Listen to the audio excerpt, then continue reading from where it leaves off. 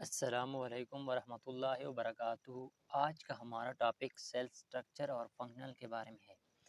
आज की इस लेक्चर में हम सेल के बारे में स्टडी करता है कि सेल में जितने ऑर्गेनेल्स होते हैं उसको स्टडी करता है, उसकी स्ट्रक्चर को स्टडी करता है, उसकी फंक्शन को स्टडी करता है और उसकी डायग्राम को देखते हैं। चलो स्टार्ट करते हैं आज का topic, organelles of the cell. जितनी भी सेल होते हैं, चाहे वो प्लांट सेल है या एनिमल सेल है, उसमें ये एबिलिटी होता है कि वो खुराक को टेक करता है, वो खुराक खाता है। और दूसरी ये एबिलिटी होता है कि रिमूव वेस्ट, वो अपना नाइट्रोजीनियस वेस्ट को रिमूव करता है एंड रिप्रोड्यूस। और थर्ड एबिलिटी उसमें ये होती है कि वो अपनी बच्चों को बढ़ाते हैं, रिप्रोडक्शन करता है। लेकिन सेल जो होता है उसमें 3 मेन स्ट्रक्चर होता है, मेन सेक्शन होता है। एक को हम सेल मेम्ब्रेन कहते हैं, दूसरे को हम साइटोप्लाज्म कहते हैं और तीसरे को हम न्यूक्लियस कहते हैं। चलो स्टार्ट करते, एक एक को हम डिटेल में स्टडी करते हैं।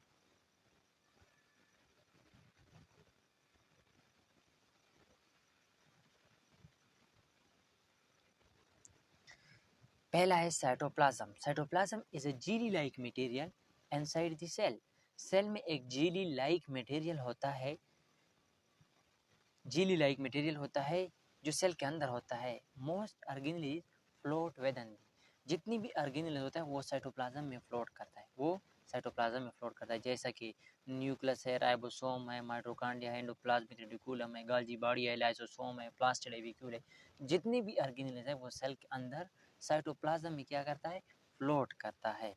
साइटोप्लाज्म का फंक्शन क्या है, help dissolve solute and move material around the cell. वो सॉल्यूट को डिसॉल्व करता है, सेल के अंदर सॉल्यूट को डिसॉल्व करता है और मटेरियल को सेल के अंदर हरकत करने में उसकी मदद करता है।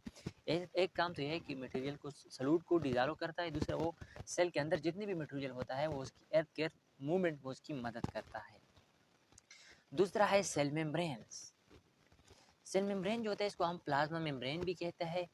सेल मेम्ब्रेन जो होता है ये आउटर मोस्ट बाउंड्री है एनिमल सेल में, और प्लांट सेल में ये सेल वॉल के नीचे होता है।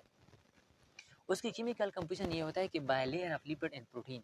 उसके बारे में 2 मॉडल प्रेजेंट किया। एक यूनिट मॉडल, उसमें ये कहा कि आउटसाइड एंड इनसाइड प्रोटीन होता है और उसके दरमियान में, दोनों लेयर के दरमियान में उसमें लिपिड होता है। लेकिन ये मॉडल जो था ये रिजेक्ट हुआ। इसके बाद एक और मॉडल प्रेजेंट हुआ, सिंगर एंड निकोलसन 1972 में फ्लूइड मोज़ेक मॉडल को प्रेजेंट किया। उसने ये कहा कि by layer of lipid and protein, कि आउटसाइड एंड इनसाइड जो लेयर होता है लिपिड के और दरमियान में उसमें प्रोटीन होता है, और उसमें प्रोटीन चैनल भी होता है जो मटेरियल को एंड करता है और एग्जर्ट करता है। सेल मेम्ब्रेन जो होता है वो तो सेमी परमेबल होता है, सेमी परमेबल का मतलब ये होता है कि अगर सेल को कोई चीज़ की ज़रूरत होती है तो वो इनसाइड करता है, और जिस चीज़ सेल में ज़्यादा होता है वो सेल से बाहर करता है। Outside and inside is made up of lipid and in between this two layer is protein. Outside and inside जो होता है वो लिपिड से बना है और दरमियान में उसमें प्रोटीन होता है। प्रोटीन 2 टाइप होते हैं, एक है एक्सट्रिंसिक प्रोटीन, एक है इंट्रिंसिक प्रोटीन। एक्सट्रिंसिक जो बाहर साइड होता है और एक्सट्रिंसिक जो सेल मेम्ब्रेन जो होता है वो उससे एक साइड से दूसरी साइड उसके साथ अटैच होता है, सेल मेम्ब्रेन के साथ अटैच हो जाती है। उसका फंक्शन क्या है, जॉब ये है कि allow material to enter and exist. इसका फंक्शन ये है कि कुछ मटेरियल को वो एंटर करता है और कुछ को वो एग्जिस्ट करता है, ये उसकी मेन फंक्शन है।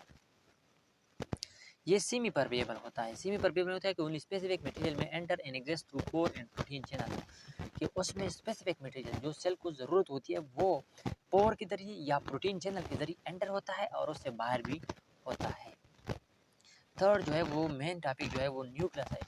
न्यूक्लियस जो होता है वो लॉन्ग, उसमें उसके अंदर ये control centre of the cell है। जिस तरह एक फैक्ट्री होता है उसमें बहुत ज़्यादा डिपार्टमेंट होता है, उसमें बहुत सारे डिपार्टमेंट होता है, लेकिन एक डिपार्टमेंट ऐसा होता है जो इन तमाम डिपार्टमेंट को कंट्रोल करता है।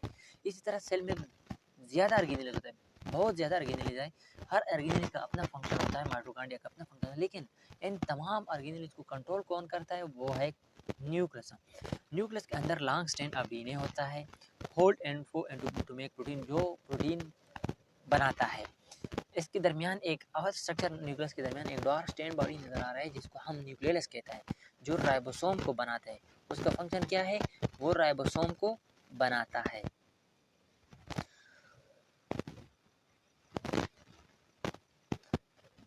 एक और टॉपिक यह है एंडोप्लाज्मिक रेटिकुलम। एंडोप्लाज्मिक रेटिकुलम एंडोप्लाज्मिक जो होता है reticulum, endo mean inside, plasmic mean networks, reticulum mean plasmic mean cytoplasm, reticulum mean networks.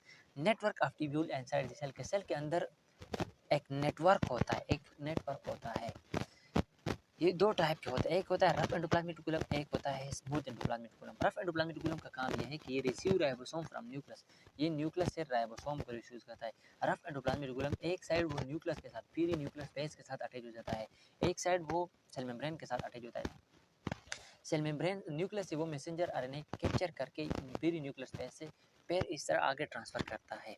ये प्रोटीन सिंथेसिस में मदद करता है। जो स्मूथ एंडोप्लाज्मिक रेटिकुलम है वो लिपिड सिंथेसिस में उसका बहुत बड़ा